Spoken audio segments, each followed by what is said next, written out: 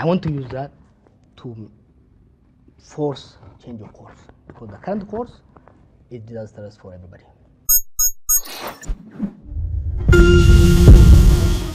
Well, the boomerang came back in Oromia already when the region went back from protest the street against the state to a militarized conflict in western Oromia, in Wallagga, which has now morphed into a very formidable rebel movement, armed resistance against the state. I think what I wanted to do with this is to, in the book, part of it you discuss about the efforts that you did to bring peace in Oromia and to bring also other conflicts that the Oromia-Somali regional state border conflicts that were really devouring the communities of Boz. And then you also mention about the efforts in the book in Harari and the Oromo community in the Harari at that time. But I'm interested at the Oromia conflict because that is now what has morphed into this a formidable resistance against the state and the government trying to tell itself and tell the world that it could be co-opted through the same process that we have seen now with Jalsani versus Shimels, the president of Oromia region. You, in this process, as part of this, you had a roadmap. You talk about that. Yeah. Although we were reporting about the efforts of disarming the Oromo Liberation Army combatants, which was partially successful, but then it was again kiboshed, I think. You had a roadmap in that. You said you produced, after that tour, you produced 27 pages of roadmap on demobilization, disarmament, and other political disagreements and all this. How did we fail? I know in the book you try to assign blame on both sides. Also, I think the government takes much of the blame for its failure. Did we learn anything now, 6 years after that? Some have learned, some might not. You see, I don't want to say the regime. Abiy has a totally different dream than we'll get back pretty much anybody in the political scene, right? So while we are trying that, there is this, they learned the wrong lesson from their parent organization, the TPLF, i.e. their godfather Mallas, which was he always wanted to have low-level insurgency as a way of justifying crackdown on opposition, and it worked. Low-level insurgency in Somali region, low-level insurgency in Oromia was vital for consolidation of TPLF's power in the 1990s and early 2000s. These guys who were young at that point, I think from their childhood, this was inculcated in their brain. Because I remember conversation in Palace about, I used to, in November I wrote about DDR, I think 2018, I don't know, was I in Ethiopia or was I when I wrote for Addis Standard about the importance of proper DDR. You critiqued when they were back to the conflict, you wrote, I remember, you wrote an article asking what is the deal that was signed in Asmara? What are the details of the peace agreement that were signed? And it's a deja vu now. We don't know the details of the peace agreement signed between the Oromia regional government and Jalsani faction, that breakaway faction that I have it in good authority was also already dealing with the government since a year and a half. And so we're back to the same, it's like a hamster on... The reason we are back to it is because the origin of the idea is very important. The way they perceived the OLF and now the FANOS is the way the PRDF, older PRDF perceived insurgency during that time. What they misunderstood is, one, they are not Mallas and they don't have PRDF, a robust political organization. And Ethiopia and the world has transformed. The state is much more fragile and weak. The population are highly agitated. There is heightened nationalism across the country. and they didn't understand. So when, in a palace, that conversation when I was agitating from early on, pushing the OLF and others and calling the military guys. And one day, and I was asked, why are you so obsessed with bringing OLF home? It's a good thing that they remain in the bush. Even the TPLF used them as an excuse. He said, Oromos are addicted to rebelling. So, since they will always oppose, we need justification to crack down on them. It's good to have them there. That is very important because it tells you the mindset that's still there. There is an assumption. They really thought that Monroe would remain in Gidami Sudan border. They never in their wildest dream. So, I don't know if I'll put it in a book. After agitating after them like this, the day I was going to Ambo, we stopped at Kinji. That's the first place where the protests started.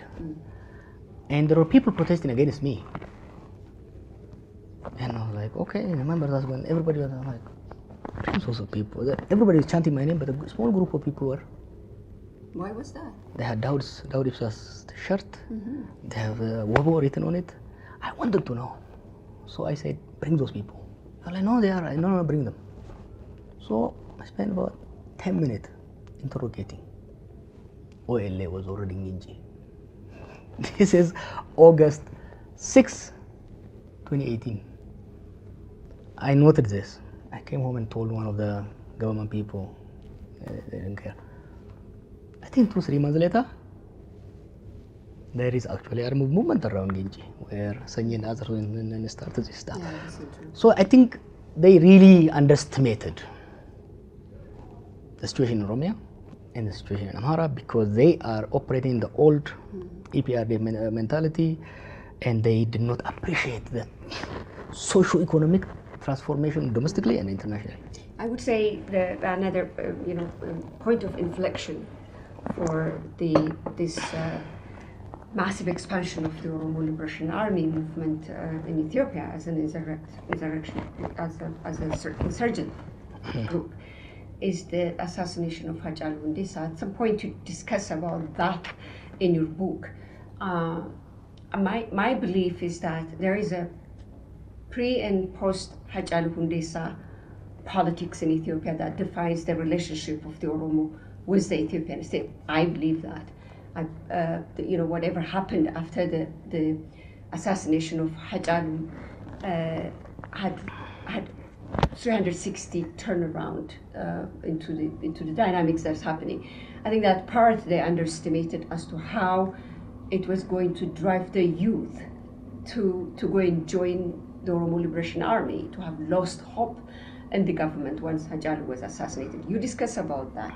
But I want you to reflect on how you framed the assassination of Hachalu in your book, in which you said it was a collective shock for the Oromo, undeniable. And I say Oromo politics is never the same again. I stand by that. You can contradict that. But you also mentioned how it created the fragmentation of Oromo elite, right? And I think that's a point that needs to be interrogated. Because where we are today is absolutely a fragmented elite in terms of even analyzing the politics itself. In your belief, was that the starting point? Was the assassination of Hachalu the starting point, or was it something that was cooking in the back? In the book I opened that chapter about Hachalu by discussing the killing of the Duke, Ferdinand. But that was the spark, right? At the match. But the room was filled with gas. Europe, prior to that, was evolving. There is political tension building. There is competition. It's already ripe to explode. And the killing just blew the lid off. For about a year, more than a year, the politics in Ethiopia was getting more and more intense by day. The tension with Tigray was going up. In Oromia, our efforts have failed. Tension was going. We're trying to keep the lead on, but it was evolving. Remember, it's a couple of months before that I joined a political party. We did that campaign, so the tension was building. Now, Abiy has taken side with, Ethiopian reactionary slash, forces, the yeah, right, I think. he has taken with the right. He has drifted far to the right with the promise of restoring the glorious empire and cracking down on ethno-nationalists and so forth. So the polarization was already there, and the killing of an iconic figure just blew the lid off. And since this single was, the icon, he was the personification of the ghetto. It was the personification of where Oromo was. If when you look at him on that stage, I recently met someone, an Eritrean, and said he watched him in the Millennium, and I didn't understand a single word he was saying, but I understood everything he was saying. When you see him on the stage, that guy represented what Oromo was at that point. This triumphalism, this energy, but also this warning, right? And I think, he embodied Oromo. He was like Oromo's put into a person. When that person was eliminated, I think the whole thing shattered. I can't speak for myself and others. Since then, conversation with elite within the government has been extremely difficult. Me being from the East and socially liberal, I try. But others, I think they have extreme difficulty. And because it was the collective trauma, if you saw the days after the killing, and even after that, I went abroad after prison. These two little kids, probably like 5 and 6, and came to me and said, "We have a question." On stage. I'm like, are they going to ask me for candy? Said, "Who killed Achalu?" Isn't that the number one question now Oromos have? Yeah. So I think it wasn't just caring about their loved icon. It is because that is really what the Oromo was deeply wounded. That had far-reaching consequences for the country. Once the polarization blew up, I strongly believe, had Achalu not been killed and we didn't go to jail, Abiy and TPLF would not have been emboldened to go to war. I think TPLF got emboldened because they saw Abiy being squeezed at his home front, and the right side of the politics also emboldened because they saw Abiy is now totally dependent on them. So I think that is an important episode in long history of Ethiopia. It might be one important milestone, but I think analyzing the moves that Prime Minister Abiy Ahmed did since he came to power, starting from the rapprochement with Eritrea and what has transpired after that, I think that those a combination of those steps that he was taking, including the rapprochement itself, makes it inevitable that the war in Tigray was a matter of when, not if. But I agree with you that as an immediate cause has contributed to the outbreak of the war itself, and alliances have shifted. The Prime Minister was now clearly allied with the reactionary forces there, who have actually thanked him for the crackdown in Oromia, for arresting you, and the popular protest in support of your arrest is like Hajalu is killed now, next is Jawar. We've heard those young people singing those, and so by the time that crackdown happened, not just against you and the political leadership of the OLF, let's not forget that, but also the youth in Oromia, more than 10,000 Keros were and Kares were detained soon after that. So that crackdown has clearly defined alliance formation in the political sphere there. The Prime Minister moved completely, totally to the right, and then that has given an impetus and a speed to the outbreak of the war. This is my analysis of it. But I would not discount the fact that it has given force to or even speed the process up into the outbreak of the war. That being said, who killed Hajan? Yeah, well, let me be the 6-year-old today and let me ask you, who killed Hajan? His wife is asking for justice year after year, year after year. How is it that such an iconic figure, and I'm asking you this as a somebody influential who knows the politics and and the actors in it. How is it that 4 years and a half down the line, we still don't know? I don't have a conclusive answer for that because I like to have a solid proof. This is such an important person, such an important moment in our country's history. I don't want to speculate. I didn't have enough time. I was arrested the next day while in prison. Those who were accused, there was a lot of activities. I was able to gather a lot of information from police who were investigating, from those who were interrogated. I have an idea of what happened, who did it. I have an idea, but I don't have conclusive evidence to pinpoint. What I can tell you is, during those few days, there was active effort by the authorities to cover up the investigation. There were police investigators who were jailed with us. And there was intensive effort to blame it on. Before Ajalu's body was taken from the scene where his body was found to the hospital, authorities were calling me, telling me who killed it. So there was an effort to assign responsibility. There was an effort to interfere with the proper investigation, with the police work. I don't know, was that state sponsored? Was it the whole government? Was it individual officials? It requires proper investigation. I think what's needed, it's not only him. There are so many killings that happened in the last 6 years. Assassinations.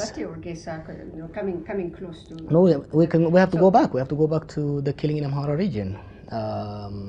Of the state officials. The state officials and also the general. This is by all means. And both sides whom I knew, and whom kind of knew something was about to happen, but nothing was done about it. There are a segment of the Amhara population who still believe someone who didn't do it, and there is a segment who believe he did it. The reason for that is not well known, because independent, proper, documented investigation was not carried out. Then we have the killing of the same night, the killing of the chief of armed forces, in a very strange way. No proper investigation was done. Then there is a Ajlu's assassination. There is. Are we looking at the same scenario with the assassination of Bati Orgesa? Exactly, I was reading exactly. Your I think the I think the culture, what our the government's refusal to allow independent fact finding on these killings has deepened the culture of impunity. The Ethiopian state has always killed people, but it used to kill them as a state. It will come up with a draconian law during Red Terror. Remember, there is just and there is a reason. You might not accept the reasons. You might not accept the judicial process, but the state, Leviathan was acting. Yeah. But now it's like the state has gone rogue, and that is killing, which is documented. And I don't want to say who did it and how. I know for a fact what happened there, because they kidnapped him in full view of the people, and they shot him. They didn't know that there are guards standing and seeing them. But the impunity, the killing of the Karayua Bagadas, where they lined them up. It's not a killing. They lined them up, and they did conference call. And yet the Reuters investigation has revealed quite a lot of details on the execution of the 14. There is something that report didn't do. The conference call, which was recorded and presented to the Prime Minister, who gathered the remaining surviving Karayu elders and distributed them weapons instead of distributing justice. This has emboldened those who want to use state as a cover to undertake what, what mafias do. And yeah. I want us to finish the book, the conversation on the book. I don't want to preempt this conversation with a question. You wrote a part about the Tigray war. Then the book goes into the conclusion part. What most of it happened while you were in prison, and at one point you commented that it was a good thing you were in prison, because otherwise the madness that was outside of the prison would have pulled you left and right. And I asked myself at that time, there is no madness when it comes to right and wrong. What is the right and wrong of that war for you? There was neither side is absolutely right, neither side is absolutely wrong, because this war, the prelude to it, is something I know intimately, detailed, and it was no surprise to me that it is heading toward the war. What I was earlier alluding to, always, had we not gone to war, had we not gone to jail, and the killing of Jalu did not create chaos in Oromia, I think we had a shot at just a month before we went to jail, a month or two. I flew to Europe to meet with a prominent Tigrayan leader, and there was so much effort that was done to bridge this gap, but there was also so much madness on both sides. You know what's the irony? While they were waging words towards eventual war, neither side were actually prepared. For example, the Tigrayan side, that's what makes this whole conflict weird.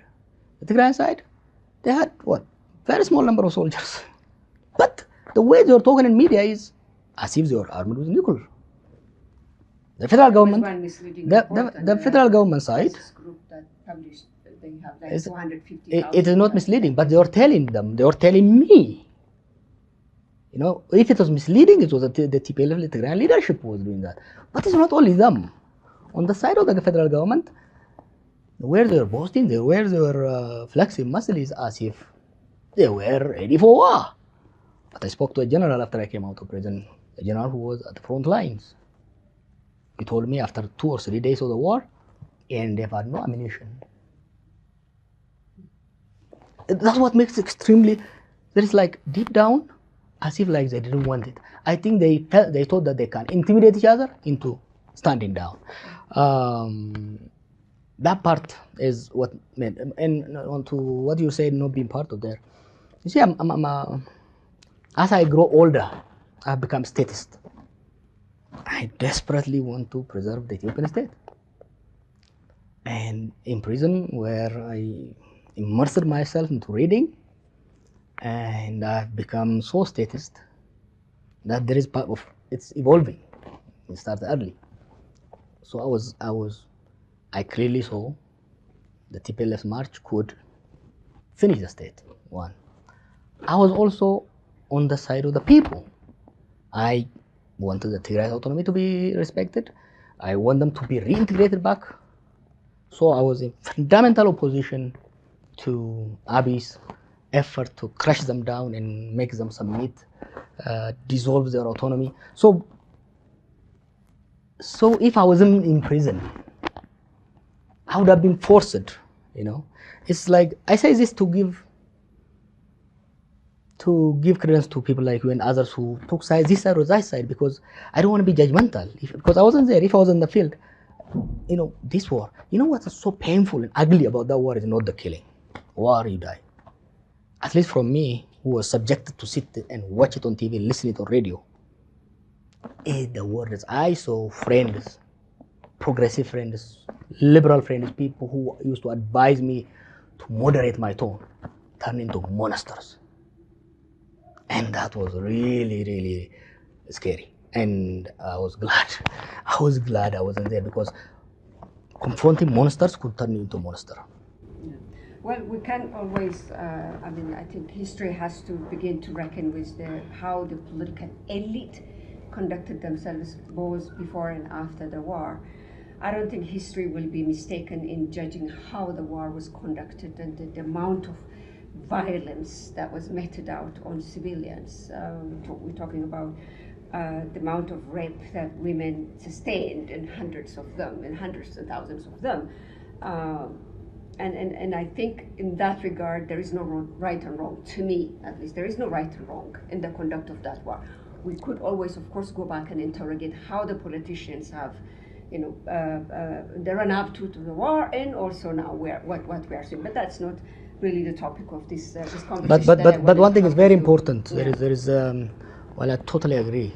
The atrocities was created in Tigray was horrendous. Yeah. But the atrocity conducted in Amhara, when Tigray and in Afar. Mm-hmm. Because woman is woman, whether she's raped in Tigray or in Amhara. Yeah. A household is a household, whether it's destroyed in Tigray or in Amhara. Mm-hmm. So it's very important that the degree could be different. The degree could be different. The forces, of course, I hold the state at much higher standard of responsibility than rebels in terms of conduct. The state have to act as a state. The state did not act as a state. So yes, there is a degree difference. I just wanted to say it's very important that I'm not saying both sides. I'm not saying we should attribute equally, but I think there was a point to be made there. The conclusion of your book is a topic that needs to be discussed in the contemporary aspect of it. What I did so far is to discuss your memories in your memoir that you called "I Don't Regret." Maybe as a way out, we will discuss why you called the title of the book "I Don't Regret." I often hear you, including an interview yesterday with the BBC, calling on a comprehensive peace agreement. Now, we're coming from discussing the Tigray issue, and I'm losing meaning in that.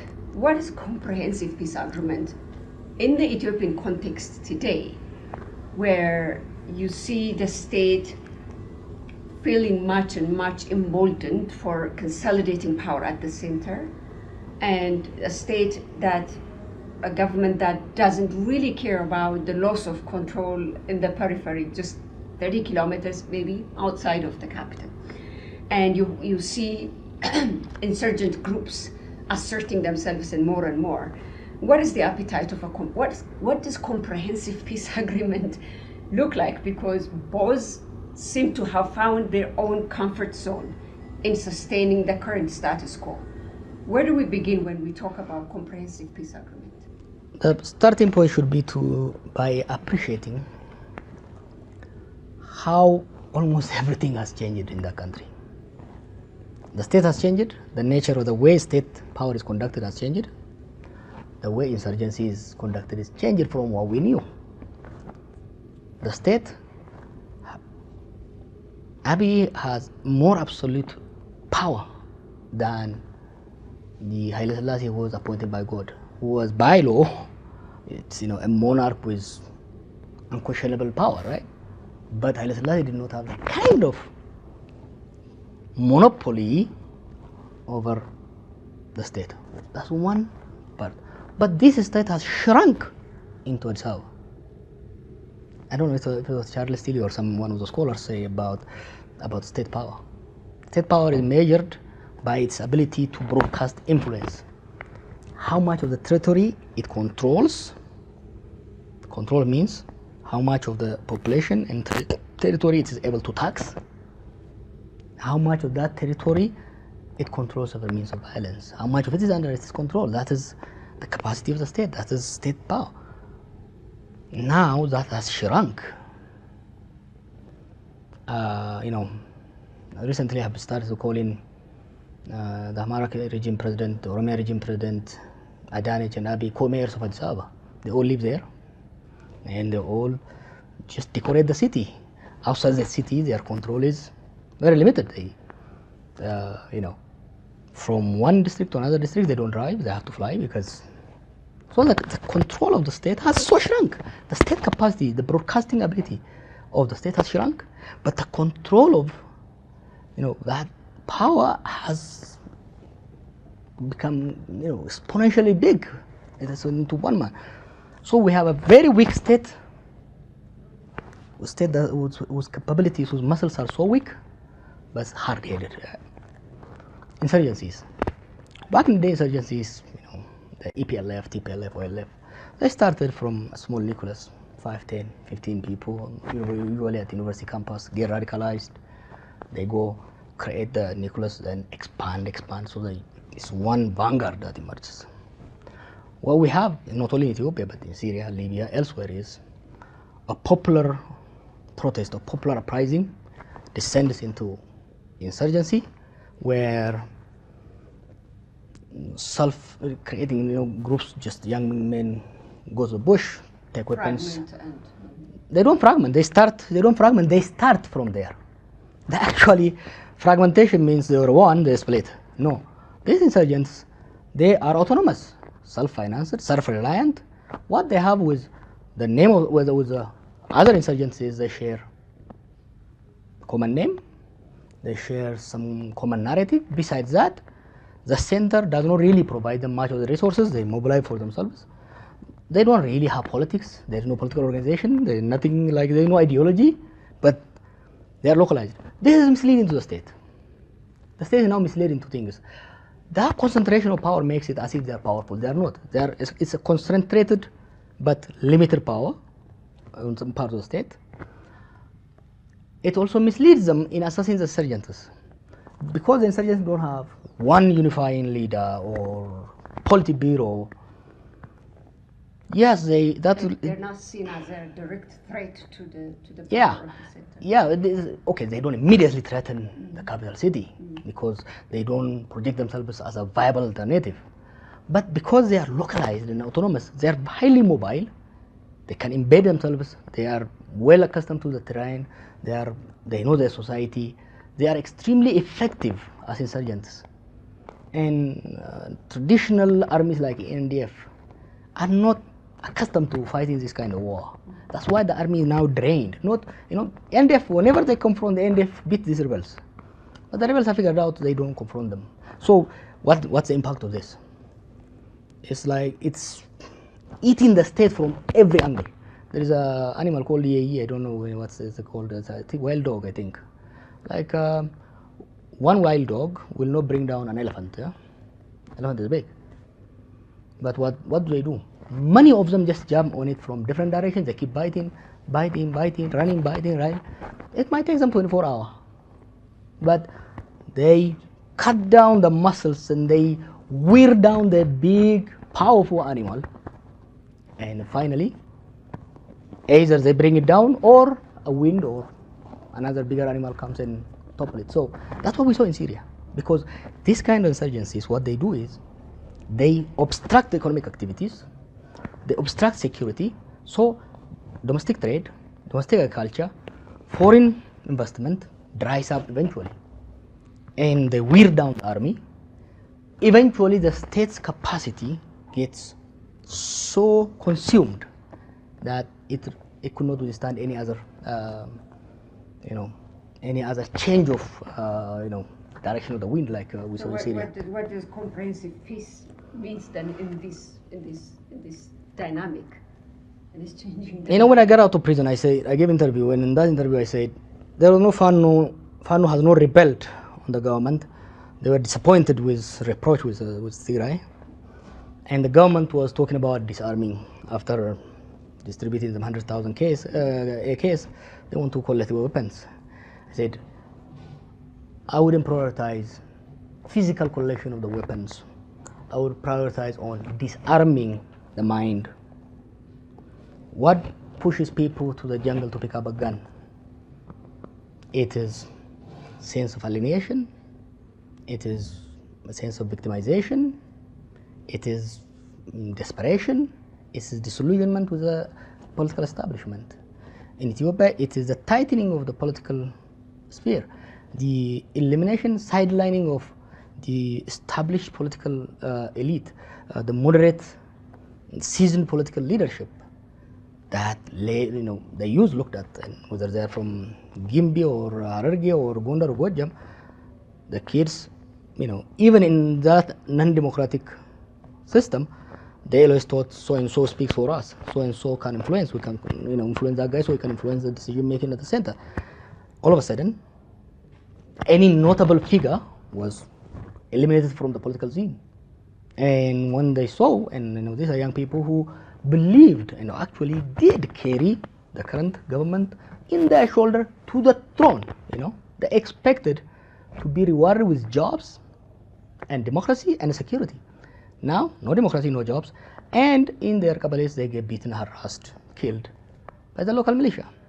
So, and they don't have anybody to appeal to, they don't have anybody to speak for them. That is what pushed these young people to the jungle. So, the first thing to do is to disarm the mind. The first thing to do is to stabilize the political discourse at the center. People talk about this TPLF division, shameful, sad, yes, but it cannot detach what's happening in Mekelle from what's happening in Addis. It is a lack of a strategic leadership, a lack of a leadership with countrywide view. Mengistu was brutal, but he saw himself as a protector of the state, and he projected himself as such. Whether they loved him, they hated him, he cared about what village people did. So did Mallas, and so did Haile Selassie. And when two clans fight, they saw that as a threat to the state and threat to their authorities. So they intervened. What we have right now is when two political parties, two rebels fight, we have a leadership at the center who cherishes it. They see it as part of strengthening their power. But what that was doing was fragmenting the society, fragmenting the population. So the first thing we have to do is realize that this situation needs to change, that we need to open up the political space slowly, not all of a sudden, make everyone feel this is a shared country. It doesn't belong to one man, it doesn't belong to any faction, it belongs to everybody. Bring back, before you bring back the insurgents, the radicalized, bring back the normal politicians, have a conversation with them, stop talking down to them. They are shareholders of the country, let them have their opinion, have conversation. You see, the problem is from where Abiy comes, the way he views power. There's two views of power. Last time I wrote on the standard. One view is bottom up, that you start from the bottom, you mobilize people, you organize, you earn your way up to the leadership, and you owe your power to your support structure, your constituency. There is another inverse view of power, which is power is top down. You are anointed by God, right? You are literally, Abiy sees himself as the God Almighty's representative in Ethiopia, right? Once, it's not only him, there is that ideology comes from that side. Once you see himself as anointed by God, you are appointed there, you don't share power, you give power. Pay attention to the letter when he appoints people. That letter is very telling. These two-line letters. He gives power, right? He gives power. One of the issues with OLA, one of the silly issues was he didn't mind giving them power as much as the mediator said that in Oromia. But he didn't want power sharing. Share, you don't share, because how do you share what God gave you? What God gave you, you donate. But isn't that an elected party? Don't they say elections have consequences? We have election in 2021, and I think one of the regions that largely went out for the election and gave the mandate to the ruling party is the Amhara regional state, which is at war now with the federal government. And that's the argument. I'm trying to be the devil's advocate here now. We are elected, right? So we have a mandate. The Ethiopian people have given us a mandate. This is what the government say. So what power share could possibly be done there to stabilize the country? You see, elections have become, back in the day, authoritarian rulers used to resist election. Now, they have found them a very useful tool of renewing their legitimacy and clinging to legitimacy. In Ethiopia, there has never been a real election, never. And the last one was worse than all of them because it actually did not take place in a lot of places. So I don't want to go into really silly debates when we come to this election sides. But power sharing, you cannot go away from power sharing in multinational, polarized, plural society. Power has to be negotiated. Whether the elites come to the front through election or through other means, the pie has to be negotiated. The slice of pie each side in the constituency has to be negotiated. That's the only way you can actually stabilize a multinational state, a plural society. You cannot do it without that.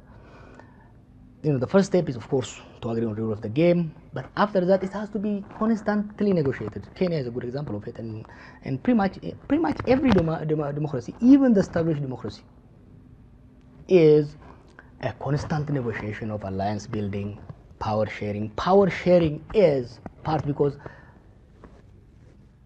a country is a shared company. Every citizen has a stake in it. Every segment of society has a stake in it, or a claim to the stake in it. In that situation, you cannot tell them, everything is mine, I will donate to you. If you have a share in a bank, the bank has to give you dividend every year, right? It has to share the dividend of the profit. Can the CEO say, I donate whatever I wish to this one, to this one, to this one, or he has to negotiate and proportionally distribute? Right? That's the way we have to see a plural society. The view that one man or one party during PRF and one man now, takes all of it and gives to whoever he wants and sidelines anybody, even if they have bigger share, is not sustainable, and that's what we're seeing. Yeah.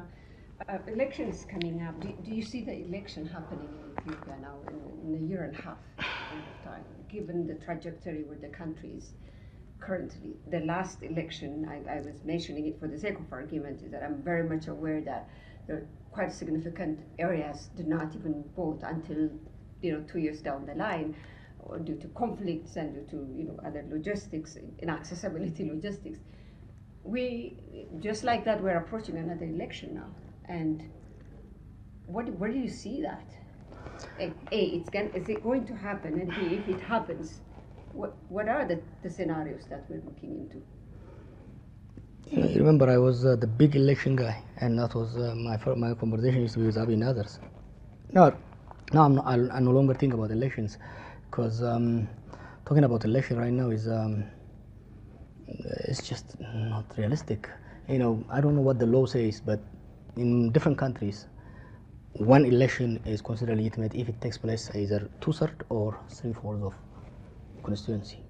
Ethiopia has 547 seats in parliament or constituency. It has to take place on probably more than 450 places. The states, for election to take place, the state has to have control over that amount of territory and population. The current state's effective control is probably less than 1/3. So in that situation, you cannot really have a legitimate election. They wanted to do census. Why do they keep postponing it? Because practically, physically impossible to do it. And next election as well, you can pretend, you can claim it has happened, but to have any semblance of legitimacy, I don't think, and I think it just complicates the problem. It just complicates it. They had election. Remember when we were begging them, let's use this opportunity of COVID to settle down, and they went to the election, and the Amhara region voted for them, right? That's actually one region where there was some semblance of stability. They voted, or Addis Ababa. Look at what's happening now. Elections are things that come after we reach political settlement. That is, once we agree on rule of the game, how power changes. Basically, what's politics anyway? Politics, at the end of the day, once it's stabilized, is about elites and their constituencies bargaining, competing for a slice of the pie. So, in the current situation, where that is just not there, I think if I was them, I wouldn't waste my money, my resources on election. So, by way of this is a very interesting conversation we're having. By way of exit, I wanted to bring you back to the book, which you called "I Don't Regret." Is this a signal for your constituency that you are going back to actively engage in politics? This is what I wanted to ask. But second, there is a lot of conversation happening about the title itself. So before we finish, I want to throw that. And some of these conversations circle around the wrongs you did in the past, and I think it comes from the conviction of people, or the expectation that you will need to apologize or repent for those wrongs. For those so fiery preachings that you were doing left and right, and some of those social mobilization posts that you were doing, and a lot of people bring those back and still expect you to regret. Is it a response to that? Is it a response to that, or is this a hint towards what is coming for you ahead? Are you going to be participating in any active politics now? None of that. It's a conversation with myself. This book covers the 6 years of my existence, not the last 2. I look back and said, from my childhood, what I did, what happened to me, and everything, I looked at it and said, of course there are a lot of mistakes, a lot of silly things that happen in there. The reason I say, it's no regret, like, as I said earlier, there is nothing that I said, oh, I should have done that, because I did everything I thought I should do. One. Second, politics consumed me my entire life, and I studied politics as a science, as a way of living, really, not theoretical politics. As I was taking every class, I was thinking how to apply it. A friend of mine, the Jehovah's, always makes fun of me. He asks me something, and I don't share about future usually what I want to do. Why did you do that? He tells me. I say, I'm testing a theory. He still makes fun of me whenever, even on any social life. I don't tell him. He said, are you still testing theory? So I had a theory, I had an idea. I was introduced to this nonviolent resistance by Professor Johnny Carson at Stanford. I traveled India, Eastern Europe. I wanted to see it. So I labored for it. It actually worked. So was it costly personally? It was costly. It was personally costly, put me in with so many trouble that I didn't even include in the books. Was it worth it? It was worth it. Second, see, from the community I came out from, who were subjected to, repression and exclusion. More than that, what was hurting our people when I was growing up and when I was going, particularly in diaspora, was this sense of impotence, this sense of we can't do it, what I call collapse of collective self-esteem. You go to a bar, you go to birthday place, you go to funeral, you go to wedding, all they say is, oh, Oromos can't do this, oh, Oromos are not united. And you go to other communities, they say, oh, these people are 50 million, but look at them, they've been doing this for the last 50 years. I just wanted to change that. And we did change that.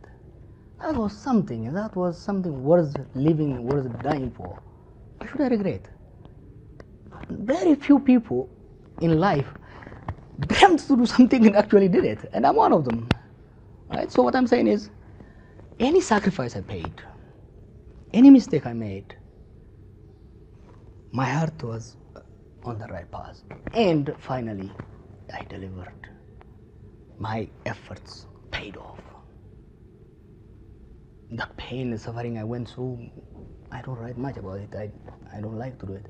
And when I say that, that's the part. The book is really about the past, only the last chapter. As to about the future, yes, I'm back. You know, politics is very strange stuff. Whenever you step out, it just pulls you back. 2018, I thought I was done. You know, my promise was, I force EPRD to change, then I go back to academia. Because I'm a good student, you know, I'm a theory. I like theory, I like studying, I like writing, I like intellectual debate. I'm a reluctant player. I'm good in real politics, but I'm really not. I'm a reluctant player in it. My home is in academia. My home is in the intellectual world. I want to be a teacher. I used to be a very good teacher. And I think if I go back to university, I would still be a very good teacher. So in 2018, I wanted to step out. But I saw the transition needed me. I was pulled back into it. After prison, there was a moment where I wanted to step down. You know, people make fun of me like my diplomatic years, you know. From 2022 to now, I was actively engaged, but behind the scene. With diplomats, with leaders, providing analysis, providing resources, connecting, networking people. Much of the political developments over the last 2 years, I was involved in them. But I saw there's a limit to that. They took it for granted. They used our goodwill, my effort, to further re-entrench this anocracy that's ripping the country, killing the country. I felt this diplomatic thing, that strange thing I was experimenting with, I remember I was testing theory, is actually making things worse for people. And people come and told me. You know, it's like, and then I said, maybe I should go back to being loud. Does that explain your recent active engagement, should I say, in your commenting? I don't do politics without thinking about it. I think, I read, I meditate, I sleep on it, I work on it, and then I put a plan together. In the past I succeeded. I want to try one more time. Because I don't want to regret. I don't regret my life to this now. I don't know how long I have after this. If I become old and couldn't go around and run, I don't want to sit in my house and then, oh, I should have done that. I don't want my next chapter of my life to have any regrets. I want to try it. I might fail. I would be happy even if I fail. But I want to make sure my influence, my knowledge, my experience, my connections, my network, which are much bigger than before. Remember the gray hairs. So I want to use that to force change of course, because the current course is disastrous for everybody. Jawar Mohammad, thank you very much. I'm extremely happy that we had this opportunity to sit and have this conversation with, and I thank you for our audience. This was one of the, you could talk to Jawar for hours, and I know that we have a limited time sitting here, but I do believe that we have covered many issues.